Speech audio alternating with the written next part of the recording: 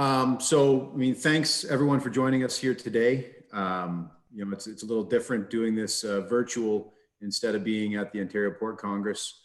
Driving over towards Sebringville this morning.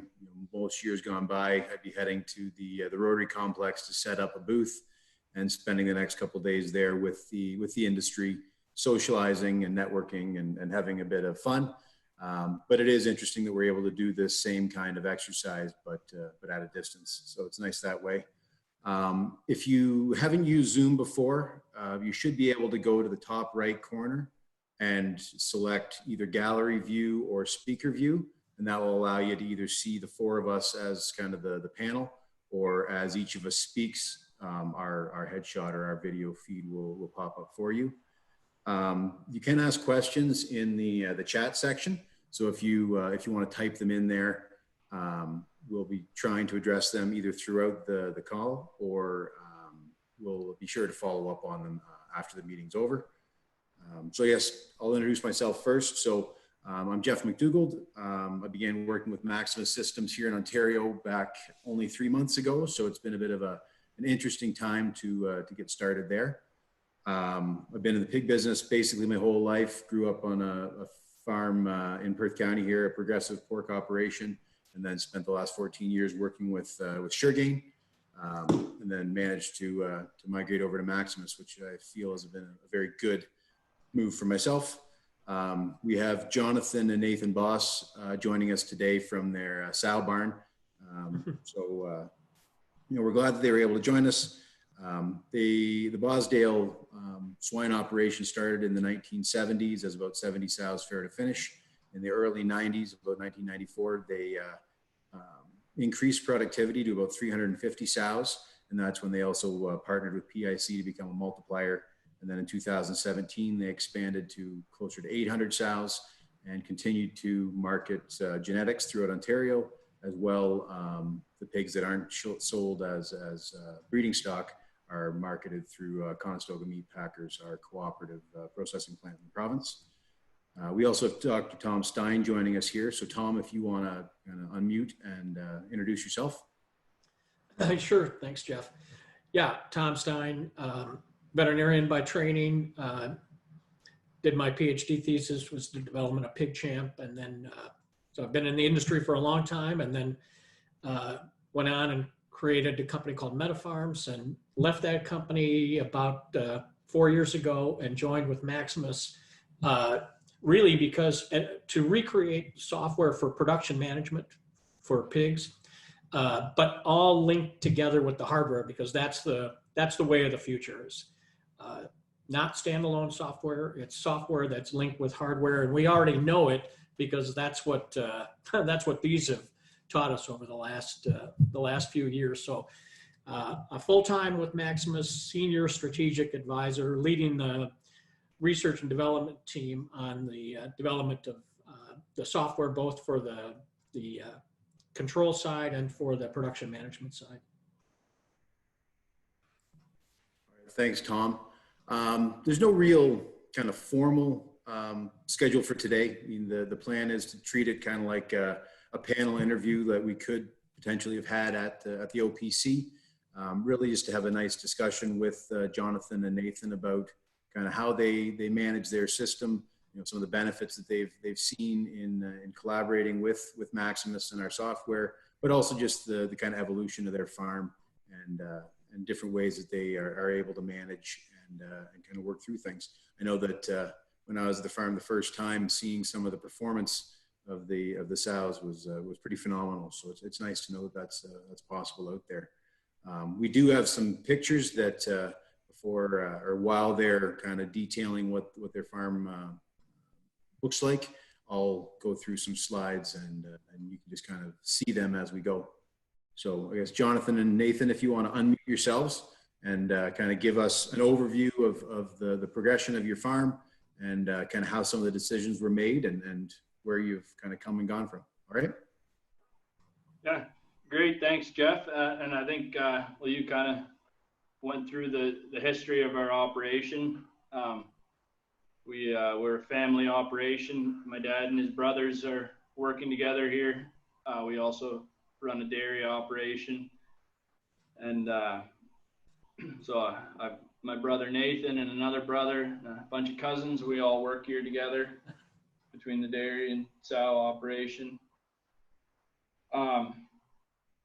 So yeah, I guess a little bit of background on how we got involved with Maximus is in 2017 when we built our barn. So prior to that, we were researching the different options for loose housing. That was something we hadn't had experience with before. Our barn at the time was all stalls, and so with one of the dealers, I visited a farm in Michigan that had a Maximus ESF and loose housing set up, and was very impressed with the way things work there. And so I think the main thing that really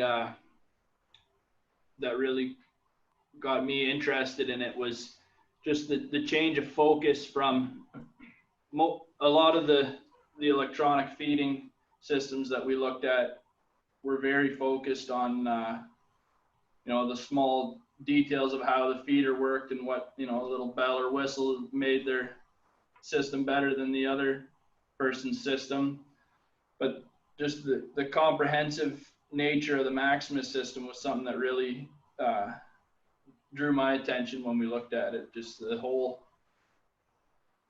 the ability to control the environment in the barn from one end, from top to bottom, one end to the other, including all the feeding, all the ventilation, all the data entry and data recording.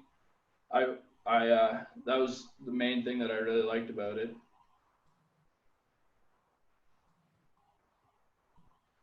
I mean, a bit more on your operation, Jonathan. I mean, farrow to finish, farrow to part finish. Oh, sure. Production. So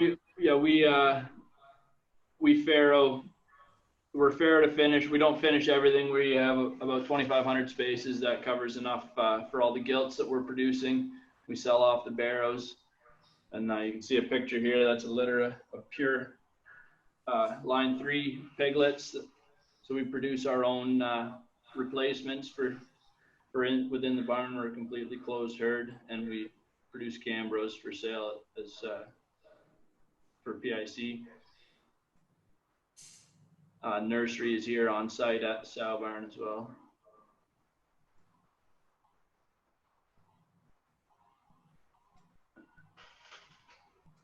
So this was interesting for me to see the first time I was there. I mean, the wall of controls was, I think, daunting for some. It's pretty quick to catch on. We find everything with the Maximus system, the controls and the data software is all very intuitive. It's easy to use, and there are some very in-depth things you can do with the controls that you don't do every day, but once you catch on to it, it works really well. Good. So, hey, Jeff, can you stop there on the slides and maybe go back a couple to one more back? Yeah, so the whole idea of the software, the production management software, was the idea that the world is moving to these integrated hardware software systems, right? So you've got ESF in gestation, you've got ESF in lactation, you've got controls running, much more than the ventilation system, right? It's running the ESF systems, it's the heating, the lighting, on and on. And so there's software and data coming from all of those places. And most people who are using ESF systems today, they've got to sort of clunkily move the data from the ESF to a third-party software system, sow management system, and then move that data back into the ESF system. And so our whole idea was, hey, let's link all that together into a common database behind the scenes, so that, and make it mobile so that you can be entering information in the barns, reading the RFID that integrates with the tablet, as you can see in the picture. And and be able to control things like, hey, I want to adjust the amount of feed for a particular sow based on her condition right from that tablet. So so that was the whole idea, and this picture really shows, you know, what you can be doing with the tablet in the barns to control not only the ESF system, but also to enter the information for the sow management system. Okay. Thanks for the comments there, Tom. So Jonathan and Nathan, I mean, looking at your, like, we'll kind of compartmentalize this into gestation, lactation, and maybe kind of the software and integration end. If I was to go back some of the slides to the gestation with the layout, I mean, your move from from gestation crates over to loose housing. I mean, I think it's a daunting task for many producers out there because of just their experience and kind of that innate ability to know that a sow in a stall is where you left her. With, you know, you get into group housing, you know, people are more scared, I would say, about, you know, kind of the dynamic groups or the static groups, mixing of animals, them finding their hierarchy, and then, you know, sorting them when it comes to loading fairing rooms and tracking them down. I don't know if you want to talk about kind of the layout of the pens or some of your experience transitioning from kind of conventional to group housing. Yeah, sure. So the pens are just a fairly simple layout. They're about 30 feet by 50 feet-ish. There are 5 stations in each one and about 80 sows to a pen. And it's basically just a big rectangle like what you can see in the picture there, with a couple of partitions to make little cubby holes along the outside wall. And that's where most of the sows lay and spend all their time. You can see kind of a manure area through the middle. And on the days when it gets really, really hot, on the 30+ degree days, most of the floor is covered, like the sows will spread out. But yeah, so it was a big adjustment for us to move to loose housing, and the first year was a lot of work. Specifically the first 6 months or so, training the older sows. We retained some sows from the old barn, and a lot of new gilts as we expanded or a little bit more than doubled, right? So it was a lot of work the first bunch of months, but now that we have a system in place, and you know, we're only introducing a small number of gilts per group, then it goes a lot easier. So one thing I forgot to mention earlier, we're batch farrowing. So two pens makes up a batch of sows. We have 153 farrowing crates, so we put about 75 to 80 sows in a pen, and we split them, older sows on one side and younger sows on the other side. What's your schedule for the batches? 4 weeks. And is that a fully slatted barn? Yeah. Yeah. You know, in the ones that I've been in, I've been amazed at. I'm typically used to, you know, for most of my career being in stall, gestation, breeding, and going into these barns, these sows are just laying around, and at least in my experience, you can walk through them and they don't jump up. They're amazingly quiet and relaxed. Is that your experience as well? Yeah, definitely. We find it very quiet in the gestation area. And so that was one thing that, like, over the first 6, 8, 10 months that took some adjustment to, and we spent a lot of time just tweaking the feed curves, you know. And when you'd walk through and you'd see at a certain stage that there you know, there's a percentage of the pen that's making a lot of noise, you can look at your feed curve and say, are we underfeeding them at this point? And so our vet comes through every 8 weeks or so, and he noticed it over a period of months that things quieted down dramatically. And it's something that we don't always see being in the barn every day, right? But when you get somebody that comes through periodically, that was something he really commented on, and so that's been working really well for us. Have you had any experience with sows not eating, or being able to find sows that maybe weren't eating their full amount pretty easily? Yeah, it's not a big deal. It takes, like, usually at the end of the day, there's maybe 2, 3, 4, sometimes a little bit more sows that haven't eaten, and we'll walk. It takes 15 minutes to a half hour as we walk through the pens, just make sure that they have their RFID tags. Sometimes those go missing, or if she's a little bit stiff or lame, then we can treat her. But for the most part, it becomes part of the routine. It's not a big deal. Yeah. Hey, I wanted to ask you guys about, sort of like your attitude toward technology, and how did you spent quite a bit of time kind of thinking through what you wanted to do and how you wanted to do it. And so what was that process like for you guys? That's a good question. We're reasonably comfortable with the technology. With I don't know, whatever.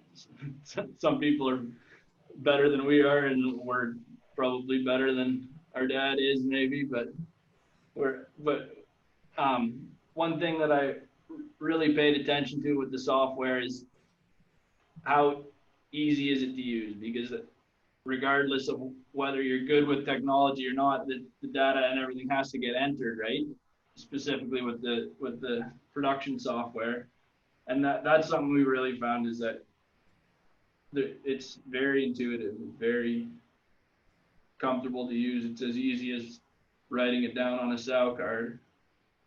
Yeah, it was an interesting change. We went from having no computer in the barn to having 6 different computers in the barn now, between the Maximus and feeding system, and then the PC computer, and plus tablets and phones.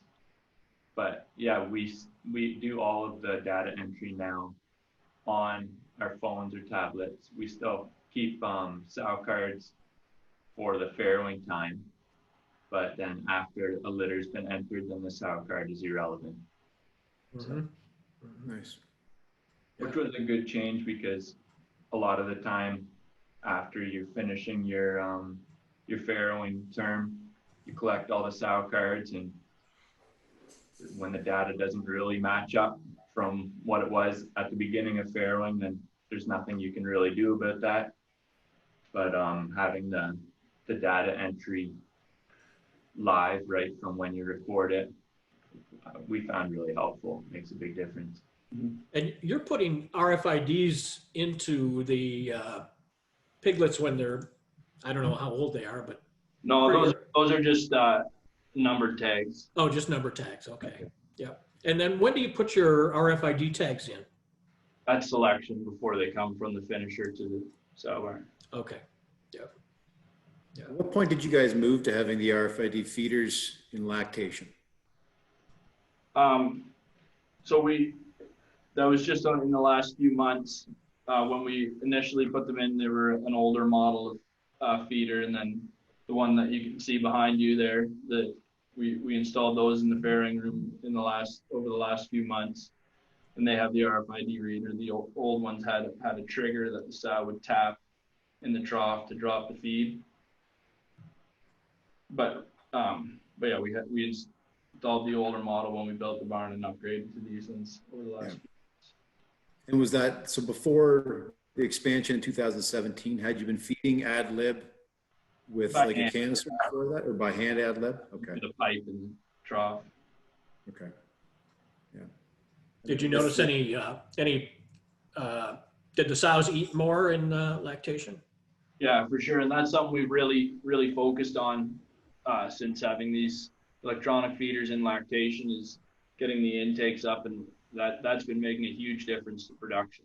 You can really definitely see that in terms of non-productive days, and piglets on the floor is really, and sow condition as well. We measure condition and recorded into the Maximus software pre-farrow and pre-wean. So we're working with the software team to get some reports to analyze some of that data. But they're definitely, they retain condition very well on large litters. Mhm. Yeah. Hey, got just a couple practical questions. How are you doing your pregnancy testing and vaccination protocols? We preg check them before they move to the ESF. They stay in stalls for about 5 weeks, 5-6 weeks, and then at week 5 or week 4 to 5 we'll preg check them before we move them. Mm-hmm. And you you're walk a boar through there yeah. at some point when they're in the pens? Will you walk a boar through just to kind of check for anyone? Yeah. So since we're batch farrowing, it's kind of a limited window when we can breed repeats, right? But at week 3 to 4, like during our regular breeding time for the following batch, then we'll run the boar through there and we'll catch a few repeats every time. Yeah. Okay. Hey Jeff, can you show that slide that's got the Maximus controls on the wall?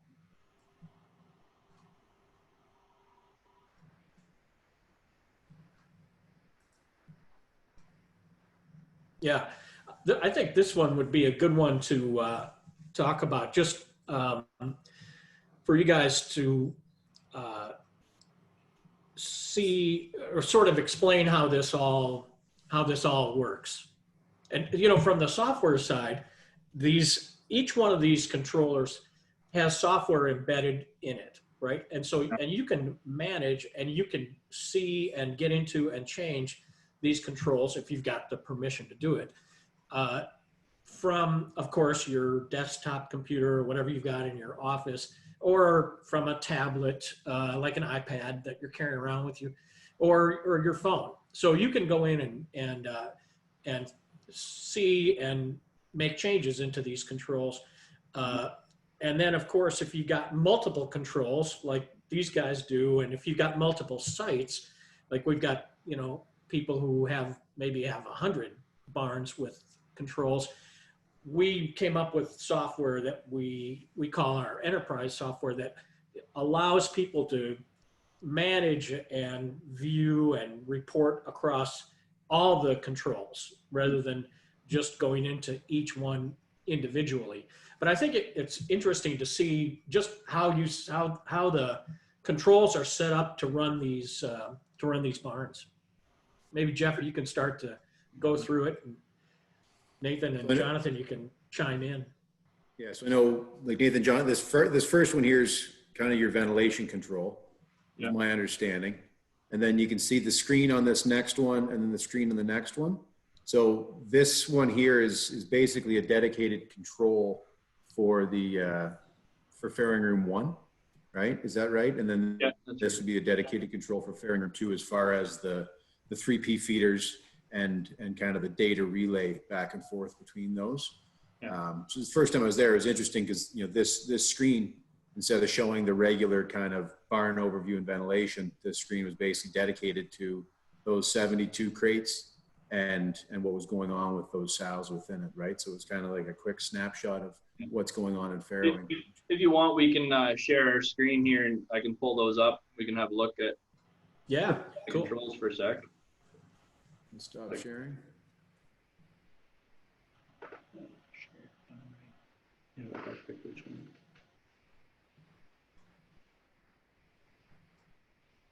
Here. Yeah, can you guys see that? Yeah. So this is the main screen. When you log on your phone, this is what it pulls up. So then the things that you would use each day, I guess, is this is where all your ventilation overviews are. So this is our gestation room, and then it shows each of the fans and whether or not they're running and whether or not they're actually drawing an amperage, so that you can actually know if they are running or not. That's something we found is really helpful. Mm-hmm. And then each of these will lead you to a different shortcut, or each icon is a shortcut, so you can access your different ventilation settings through these overview pages. And then your feed management. So this is where you control your loop feeders each day, the scheduling, and each one has a manual override. And then as well as all of the alarm management. So controlling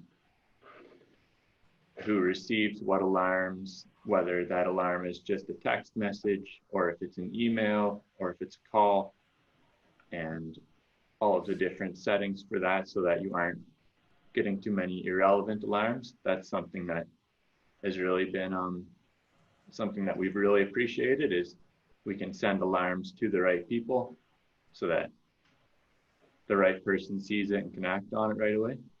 Nice. And I guess the sow feeding. Yeah, sure. So then there's also, we have the herd management, and so that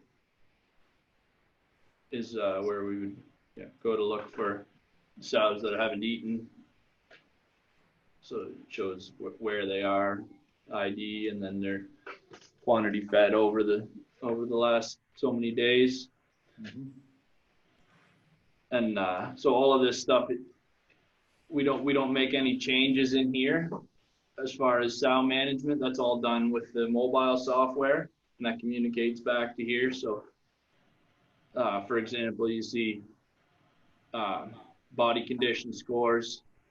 There's only 3 sows left for today that haven't eaten, but they have 3 different body condition scores listed there. So that would be done before they move to the loose housing. At the same time as when we preg check them, we would go through and score them all and record that into the mobile software. And I guess with the mobile, you can, the nice thing is you can go and find that sow and kind of give her an overview, right? You can kind of diagnose what's going on and then make a decision right in front of her instead of in the hallway or somewhere else. Oh, that's right. Can you see this second window that I pulled up on there too? Or is it only sharing the one? Just the one. It's only sharing the one, I believe. We're seeing gestation. If you share your desktop, you'll see everything, I think. A sec, I'll just pull up the mobile software and I can show how we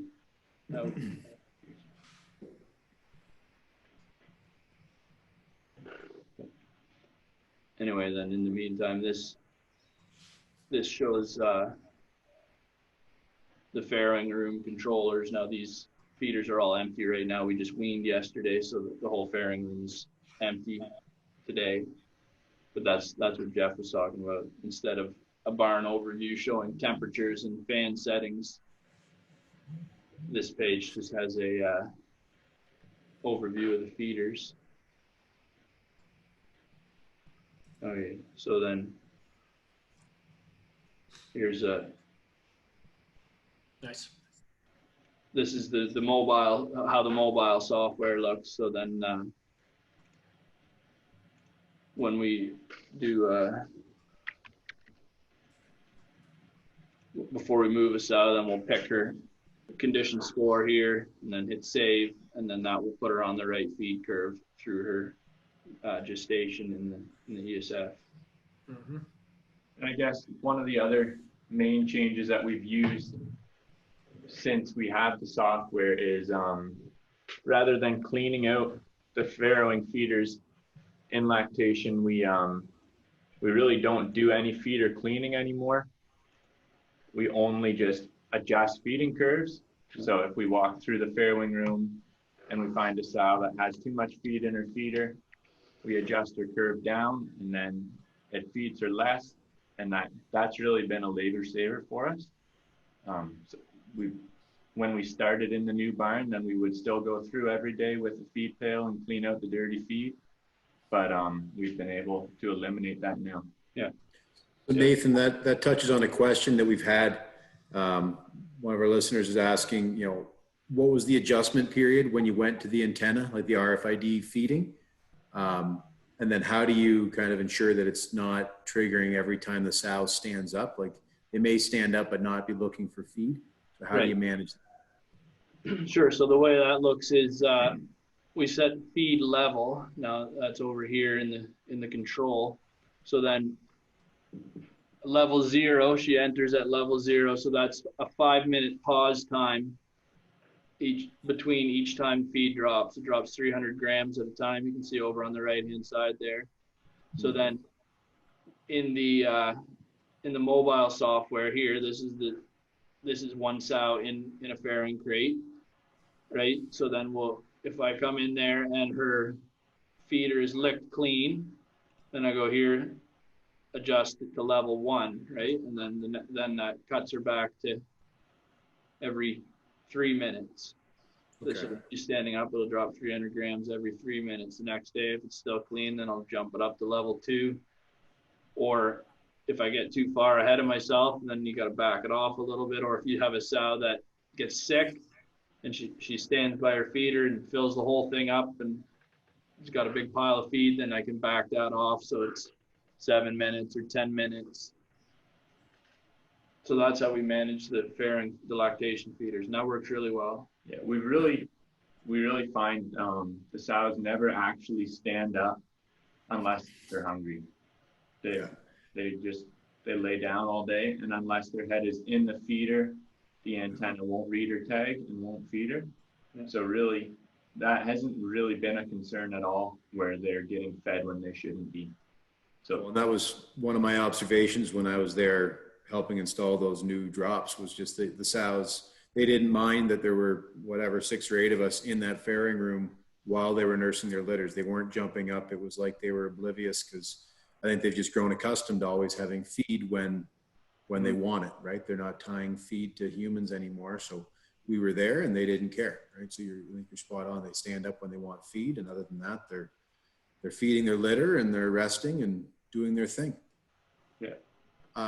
Back when we were talking about the controls in basically the control room, we had a question that was, why didn't you spread the controllers kind of like throughout the barn, right? Like, you know, kind of one in front of the farrowing rooms, kind of the older style, I guess. Right. In our old setup, we had all of our controllers in the hallways in the barn. The problem with that is every time you wash, you know, they're there. You can't wash them, or you usually you do wash them and then they break. Yeah. But we rarely use the actual the main computers. Almost all of our work is on the mobile. So I think that's actually been really nice, just to keep all of our controls right in one room. Yeah. Mm-hmm. Well, and a question that comes up pretty frequently about that is, how do you kind of ensure that your mobile, like your tablet, is safe, right? We've all been in barns where a clipboard falls in the pit. You know, how do you ensure that your iPad or your phone isn't the next to go through the slats? You buy them used. And try not to drop them in the pit. Yeah, I guess it's training, right? Yeah, that's right. And the nice thing with the software is it goes directly into the database as soon as it's punched in. If I change something on the mobile software here, within seconds it's into the Maximus, into the database software, and also into the Maximus computer.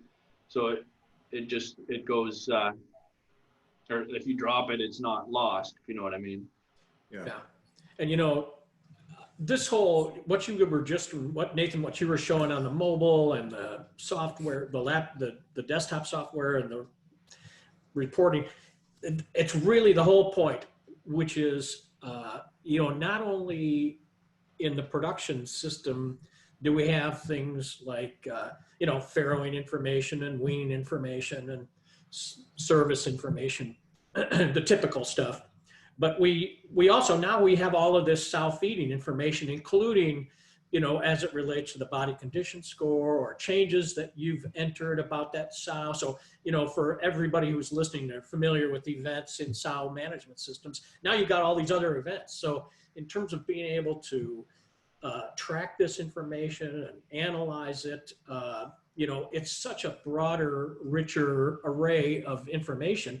Plus, you don't have to have this kind of disconnect really between the production software and the, you know, the hardware ESF system and all the rest. It's really the point of the whole thing. And before we probably have to wrap up pretty soon, but I wanted to ask you guys, you know, it's great to have all the technology, and I love the way you guys are making use of it really effectively. But what about performance? I mean, and productivity is you know, I mean, overall productivity, you know, wean weights and on and on. How is that looking for you guys? Yeah, great. We've had our best last couple of years. This is our best we've ever done in terms of production, and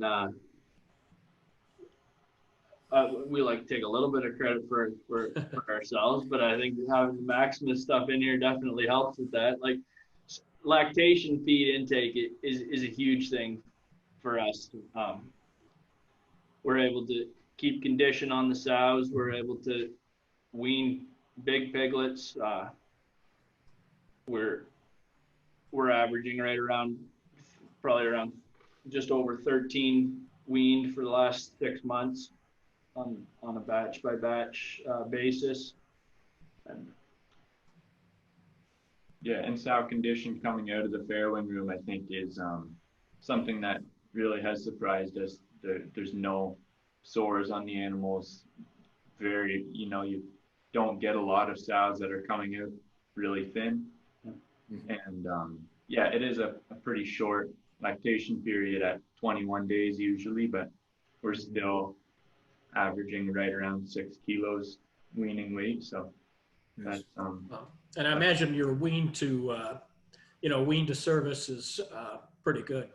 yeah, it's like bang on 4 days. Mm-hmm. So. Yeah, excellent. Okay. I mean, anything else you guys would like to kind of comment on? Anything from your side, Tom, that we haven't covered that'd be beneficial at this point before we kind of wrap it up? I'm good. Okay. All right. Well, thank you, Nathan and Jonathan, for joining us today. I mean, it's been a nice discussion here. You know, I do like, it's a nice format. It's a nice way to kind of to bring some intel to the market without people having to travel too far. Hopefully some of our listeners were able to do it. Hey, Jeff, I think there are a few more questions that we might want to try to touch on. So there's a question here, I guess, before we sign off. Someone's asking, can you recommend a good Wi-Fi router for a barn environment?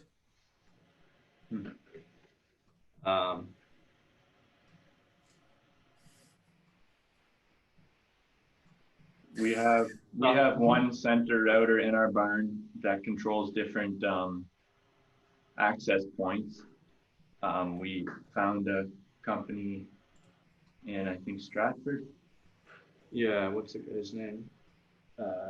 Bax Audio, I think is something like that. Yeah. And anyway, nothing lasts forever. But. Yeah. It works good. We have one access point for the whole barn. And then you've got amplifier kind of setups. Okay. And then one more here that's looking at your farrowing crates. You've got the water outside of the feeder. Do you think putting the water in the feed, or have you thought of putting the water in the feeder? And do you think it would increase feed waste in warm weather in case the sow is more hungry than thirsty? Potentially, I'm not sure. Or we thought about it. It keeps things nice and tidy with the water out, and we get really good intakes even in hot weather. Mm-hmm. Yeah, we had a couple of days of really hot weather, and they all pulled through fine without water in their feeder. We had, in our old barn, our water nipples weren't in the feeder, but they were really close to the feeder. And we were constantly cleaning the feeders with wet feed. And I don't know, that's a job that we really weren't looking for. We manage all of our own barn. We don't have any employees. So when we design it, we're the ones that get to do the jobs, and we didn't want that job. Nice. Well, and hot weather, I mean, you get fermentation, right? So like you said, when you're trying not to clean out feeders, when you can adjust it just by adjusting that feed curve, leave it out, right? Yeah, that's right. And I think with ad lib, there's the opportunity those sows can eat at night, right? You're not limit feeding them through the day. They can get up and eat their full fill between 10 and 3 a.m. when it's coolest. And we're all oblivious to that, right? That's one of the real game changers with computerized feeders and ad lib feeding, is that the sows choose when they want to eat. And if you want, Francis, if you want, we can pull up some of the reports of showing when the sows. I won't do it right now. We got to head back to work in a few minutes, but time of day the sows eating. So those reports are in the software, and feed intakes by day of lactation.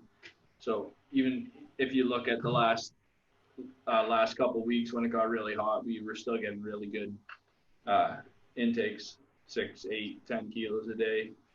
Yeah. Wow. Okay. Excellent. Okay. Good. So thanks everyone for joining us here today. For our listeners, this will be there'll be a link to this emailed out to you if you want to kind of watch it again or share it. And yeah, I mean, I think this has gone well. We'll look for some feedback from people, and maybe we'll take the opportunity to do it again in the near future. So thank you everybody for joining us. Thank you, Nathan and Jonathan, and thank you, Tom. Thanks. We couldn't be together in person, but we can be together at a distance. So have a good day, everybody. Thank you. Thanks a lot. Thanks, Bosdale. Yeah, thanks, Tom. Good to talk to you again.